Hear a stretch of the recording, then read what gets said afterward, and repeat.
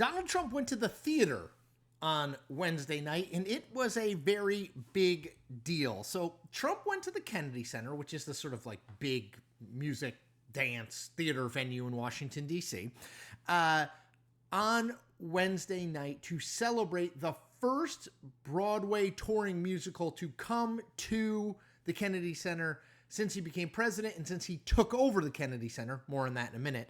It was Les Misérables. Now, this wound up being like a red carpet type of setup. Like everyone who's anyone in Make America Great Again world was there. So there was J.D. Vance, the vice president. There was Pam Bondi, the attorney general. There was Kellyanne Conway. There was Texas Senator Ted Cruz. And there was even Laura Loomer, the far-right conservative activist who apparently has some say in this White House. Now, Trump was asked about Les Mis, and he said, quote, "I love the songs. I love the play." Well said. Now, did a little bit of digging, and this is not, Les Mis is not, in fact, Donald Trump's favorite musical, though he does like it. His favorite musical is, drumroll, Evita, which he said he and his then wife, Ivana, went to see 6 times. Okay, I mean, it's just random facts there for you. Okay, so I actually think this whole thing, the whole Kennedy Center takeover, is really interesting and emblematic of the fact that sort of Trump and the MAGA movement isn't just really about politics. It's more about the culture and sort of the broader culture. And so I want to talk a little bit about how we got here and sort of what this represents for Kennedy, for the Kennedy Center and for Trump going forward. Before I do that, let me make a quick pitch to you. I want you to become a subscriber. The reason is I'm an independent news creator and I need your support. I'm independent of these big billionaires and media conglomerates. I don't make money from them. I make money by you subscribing. So I hope that you do it so that I can keep calling balls and strikes no matter what uniform the batter at the plate is wearing. Okay, so let's dig in. For people unfamiliar, I've got all my handy dandy note cards. In February, Donald Trump fired the entire board of the Kennedy Center. Now, in truth, the vast majority of these people were appointed by Joe Biden. And it was people like Karine Jean-Pierre, the White House press secretary. You know, I mean, these are, by the way, who's now an independent. Who saw that coming?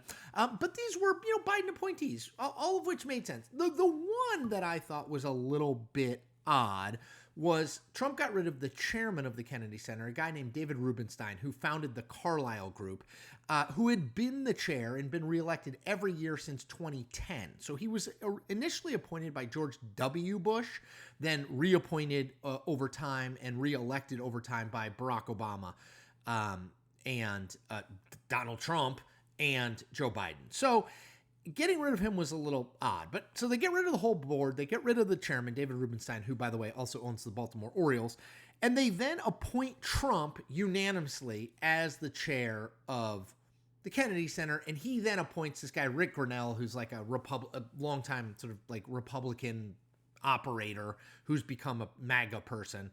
He appoints him as this sort of day-to-day president. So Trump, in explaining himself, I want to quote him, in explaining his decision to get rid of everyone on the Kennedy Center board and replace them with Trump loyalists, he said this: "The Kennedy Center featured drag shows specifically targeting our youth. This will stop." He said he on a phone, that's on True Social, on a phone call with the board members that he was getting rid of, he said that the Kennedy Center, quote, had become too woke. He promised a, quote, golden age of American arts and culture. Okay, now, yeah, look, I don't think it's any giant secret that like the creative community in dance and theater and musicals and that sort of stuff tends to be more on the liberal side. I don't think I'm breaking any news here. And there were a few drag events at the Kennedy Center, like drag shows kind of things, but they weren't like big features and they didn't have like a long run or anything. But there that did exist. So this is much more about Donald Trump suggesting that the Kennedy Center, sort of the beacon of arts and culture in America, has gone too woke. It's become fixated by political correctness to transgender, drag queens. This is all in keeping with sort of his broader campaign themes. I will note there were several drag queens in attendance at the theater on Wednesday night when Trump was there watching Les Mis. And I will also note, yes, some people did boo him. Some guy yelled an expletive at him, but there was mostly cheering. Again, I think, there's plenty of people who get on YouTube and tell you like, oh, Trump got booed, ha ha ha. And that'll drive subscribers. That's not me. Like, the truth of the matter, if you watch the video, is some people booed, some people cheered. I would say more people cheered than booed. Again, it's one group of people. I'm not sure it's indicative of all that much. Anyway, back to my broader point.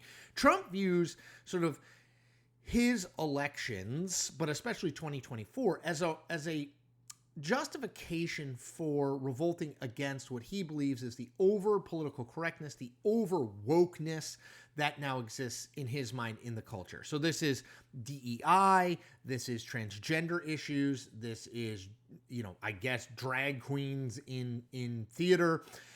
He wants kind of like traditional entertainment, a golden age of American arts and culture. And I would remind people, most of Trump's cultural references are stuck in about the 80s, right?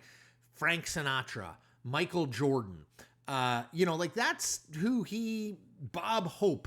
Those are the entertainers that he sort of, when he gives speeches, he often cites those people. And I'm always like, how many people in the audience know this? But that's his golden age. It was whiter, straighter, and more male. Those are just facts. That's what, when he thinks of the golden age, that's what he thinks of. So what do we know? What are the returns so far on the changes at the Kennedy Center? Based on reporting in the New York Times and the Washington Post, which take for it what you will, but in my mind, those are two great news organizations. Single ticket sales are down 50% in April and May as compared to 2024 at the Kennedy Center. Revenue is down 82% year over year for theater and 57% for dance. In 2024, the Kennedy Center made $4.4 million from subscriptions, people who have season tickets to one or a lot of the performances, $4.4 million. Expected revenue from subscriptions for the Kennedy Center in 2025, $2.7 million. So there is some people who are just voting with their feet or their wallets. They're just not going.